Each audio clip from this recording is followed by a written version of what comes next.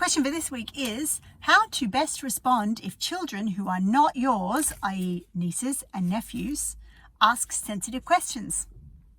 And welcome back to Sitting in a Car. I'm Sarah Sproul and I sit in a car with you each week answering a question to help you raise your confident and caring young person who respects themselves and the people around them. So this question about nieces and nephews or children that ask us questions when they're not our own children is a great one because it demonstrates that in our culture, talking about puberty, bodies and sex is still really taboo. And in fact, it's super taboo with children and even more taboo with other people's children. And it's not surprising because most of us in the English speaking world might live in a culture or a country that has a history of horrible instances of child sexual abuse, and so it's really easy to lump everything to do with sex and puberty and bodies and all those things into one thing, so that abuse but also education and really useful information all gets mushed up together in this one packet. So it's really hard to do the good stuff, which is the education, and obviously completely just say no to all the bad stuff. So that's probably why this question is so important for us to answer. I remember a mum telling me a story about her kids. She has two daughters and they're walking through the streets of Edinburgh with her mum. So there was a grandma and a granddaughter and a mum and a daughter. And they're walking along and very happily, and there was a conversation happening here between the mum and the daughter and a conversation happening with the granddaughter and the grandma. And after that was quite a long walk through the streets and looking at the shops, the grandma came back to the daughter and said, "Oh, wow, your daughter just asked me questions about how babies are made and what is sex and all the things. We've had this really lovely conversation." Now, when the mum was telling me this story, she felt really hurt because it was sort of like her mother had taken away a part of parenting that she felt was her responsibility and just done it, right? Because this granddaughter had asked her a question as they were walking along and the grandmother felt comfortable to answer. So whether or not you think conversations should only happen with parents is immaterial. The fact is, some people are really good, askable, approachable, willing adults, and some adults maybe don't give off that same vibe. They may be completely open to answering questions and giving information, but if the child doesn't feel like they are one of those people, then they're not going to be so willing to answer questions. So let's get to the 3 points that are going to help you if you're ever in this situation. Point 1. If a child asks you a question about puberty, bodies, sex, or how babies are made, or anything related to that, it is a credit to you. It means you are an approachable adult who they trust and who they think might be able to answer their questions. So point 1 is to be really delighted and honored that you have been put in this situation.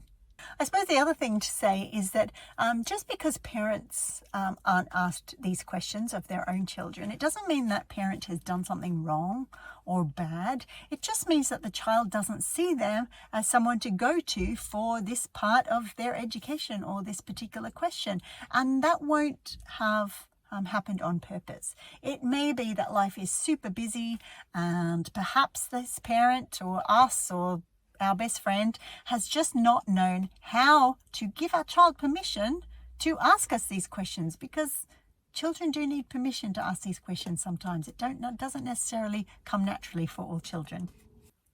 Point 2.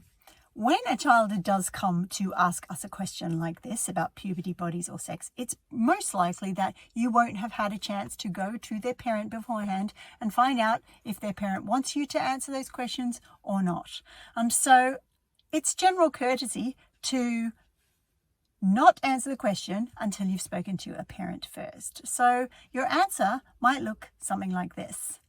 "This is a great question you've asked me and I'm so glad you did. Smart kids need information about all these sorts of things to do with bodies and puberty. I'm not sure of the answer, so let me find out for you and I'll get back to you." That is one way to kick for touch. Now, when I say kick for touch, that is a rugby term that I learnt when I moved to Ireland, because I was not brought up in a rugby playing family, but I've married into one. So kicking for touch is when you, I think I've got this right, when you kick the ball, so you're making ground, right? But it actually goes over the sideline. So you've made ground down the pitch, but it goes out of play. So essentially that's what you're doing when you're saying, I'll find out the information for you and get back to you. You're making progress because you're saying, oh yeah, I love the question. I'm going to get the information. The trick is you need to then go to that parent, maybe quickly ring them up and say, listen, I've just got this question. Would you like me to answer it? It's a real privilege. I understand it's a privilege, and not every parent will be comfortable with someone answering a question like this. So I just wanted to check with you. And then if they say yes, then you answer the question. If they say no, you can go back to the child and say, you're never going to guess what I just realized, that parents love answering this question the best. In fact, it's almost like a special treat for a parent to answer that question. So what I'm going to do is make sure I don't steal that special treat from your mum or your dad or your parent, and I'll get them to give you the answer when you get home. And then it's really important to make sure that you say to the parent what you've told them so they can answer that question. And it may be that they need your help to kickstart this. So if you're taking that child home, for example, you can say in front of the child to the parent, we're home, and guess what? I told Mary, or whatever the name of the child is, that you would answer the question about why does pubic hair grow on genitals? Or Mary's asked me this really most awesome question about how babies are made, and I told her that you were going to be able to answer that because that's special parent job that they love the most.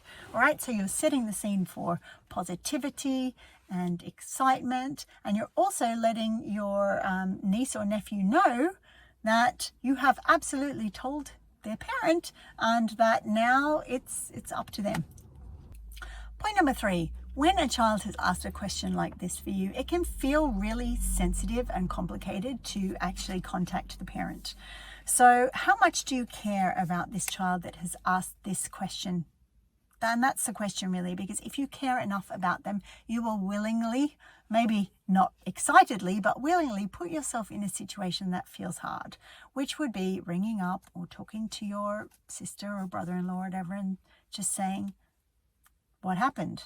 Now, there are some ways that you can make this easier for yourself and the parent of the child who asks you the question. And it would be by stating emotions that they might be feeling because you are talking about this stuff. So you could say, look, I know this will probably be awkward and embarrassing and you might feel hurt.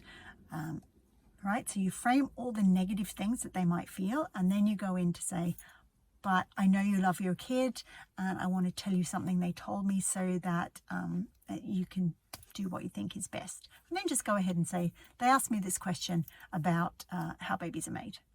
Because what you've done there is you have framed the question with, look, I know this is awkward, and you've named some emotions. So if those emotions do come up, then the parent doesn't sort of get surprised by them. You've said how much you know they care about their child, and then you've given them the information that you have about their child so that they can do what is best for them and their kid.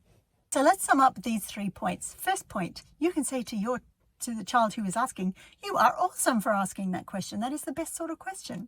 Point 2, you don't know if you're allowed to answer this question, so you are going to kick for touch with this child who's asked you and say, that's a really awesome question. Let me get back to you. And you, as quick as you can, contact their parents to see if you can seize the day. And if you can't seize the day, then you are going to set that child up for success with their parent by telling the parent what the question is so they can answer it. And point 3, make it easy for the parent you are talking to by naming some of the emotions they might feel when they hear you talk about the fact that their child, their lovely, gorgeous child, has asked you a sensitive question. Make it easy for them using the 3 steps of name an emotion. Second step was acknowledge that you know they love their kid. And third step was give them the information that you have. And that's sitting in a car for another week where I've answered a question to help you raise your confident and caring young person who respects themselves and the people around them. And while I've got you here, can I ask for your help? Would you like, repost, or subscribe to Sitting in a Car? When you do that, other parents just like you find the information and support they need to do this part of their parenting even better. Thanks for that, and bye for now. So many people walking past today. I keep getting distracted. I forgot to write the sign. I'm just going to write the sign very quickly. I actually think I've spelt that wrong. No. Got it right that time. Yay.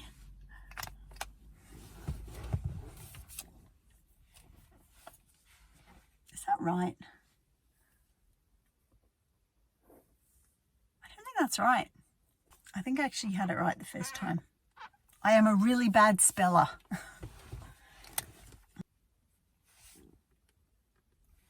Bad luck. I'm just going to use it like that. If it's wrong, it's wrong. So be it. Actually, let's start part 2 again. I'm getting it wrong today. Point 2, you can, oh gosh, what is point 2? No, start that again. I'm going to do point 2 again.